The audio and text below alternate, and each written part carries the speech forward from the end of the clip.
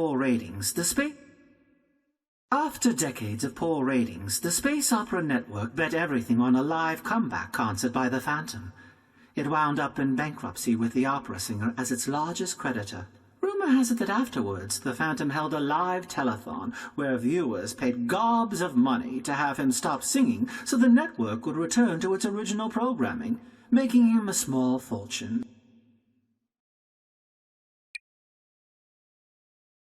This Rayman character is fascinating indeed.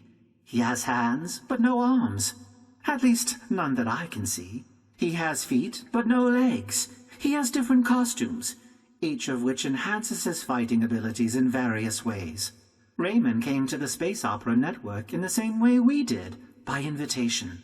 However, he is far less trusting of our circumstance, probably just nerves brought on by stage fright. Where's Genie now, I wonder? Probably making all kinds of unauthorized changes to the WM arc. I shall therefore have to do my best with the enemy analysis.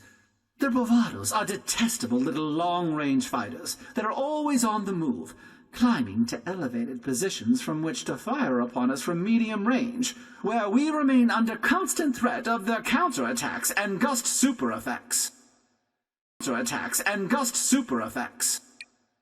Budget cuts at the Space Opera Network necessitated the last-minute procuring of a giant flaming stooge as a primary antagonist when a prospect of an animated dragon became too expensive. The giant flaming stooge has formidable scene presence thanks to its terrifying weapon and area of effect fire attacks.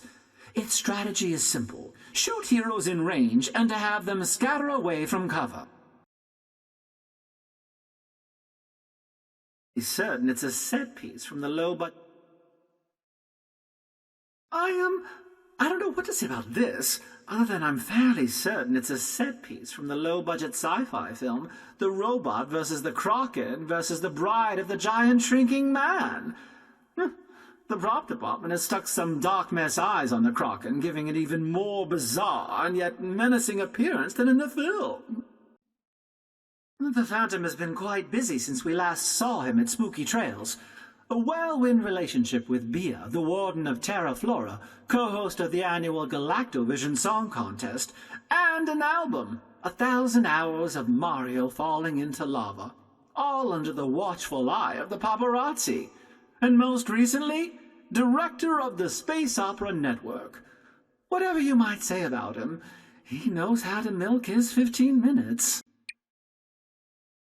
The show using this set is entitled The Ballad of Plunger Hans McMurdy. A typical episode involves the titular character strolling into a small town looking for respite, only to tangle with a greedy indoor plumbing baron. Galaxy Confidential called it adequately entertaining and gave the show its nice-to-have-on-in-the-background award honorable mention. The show broadcast from this set is entitled The Double Marriage of the Careless Shepherdess, an hour-long musical dramedy in which the Phantom plays Cyprian Fairclough, a young swashbuckling prince with a voice like a nightingale, and throngs of female admirers. Let's just say it involves a lot of makeup, stunt people, reverse aging technology, and award-winning editing to get viewers to buy into the concept. The show utilizing this set is Captain Opera Beard and the Bumbling Brigands of Toilet Water Bay. It's won several awards, I think. Not so much for its acting, music, writing, direction, humor, and overall quality, but its wardrobe and sound mixing are top-notch, and have helped the show maintain an iron grip on the top spot with viewers during the Wednesday 2 to 3 a.m. time slot. These sets were from a show called Morning Galaxy Magazine with the Phantom, an insipid tabloid. Let's see, DJ Cheap Tuna was a guest, the artist Gerspard, Sullivan's Train Talk, Cooking with Alchemento, even Sweet Lopek and the Dryad had a show, Building a Bridge to Love. Everyone was invited on this stupid thing but us. The prop warehouse fills me with the sense of déjà vu. And now I realize why. The warehouse is filled with props and set pieces modeled after our own adventures. The Space Opera Network optioned the rights to our life stories for a film. It appears to be stuck in a turnaround. Good. They sent us the script. They replaced me with a wisecracking parrot in order to make me warmer and more relatable. Can you imagine?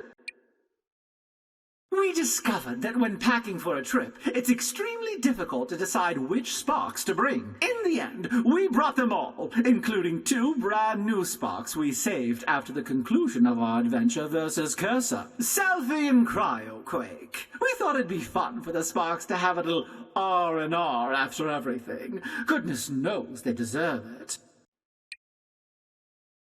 The Phantom lured Raymond, Rabbid Mario, Rabbid Peach, and myself to the Space Opera Network under false pretenses, so we might boost the viewership from which he draws his power. Should his spotlight have grown any larger, he would have become invincible. Fortunately, I chose the perfect moment to strike. Once again, I was on to him from the onset.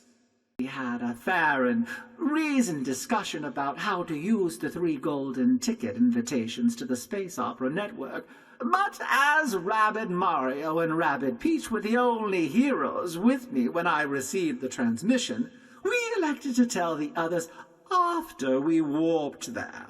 I suppose we got carried away, but let's be honest, some of us heroes naturally dazzle on screen, others, not so much.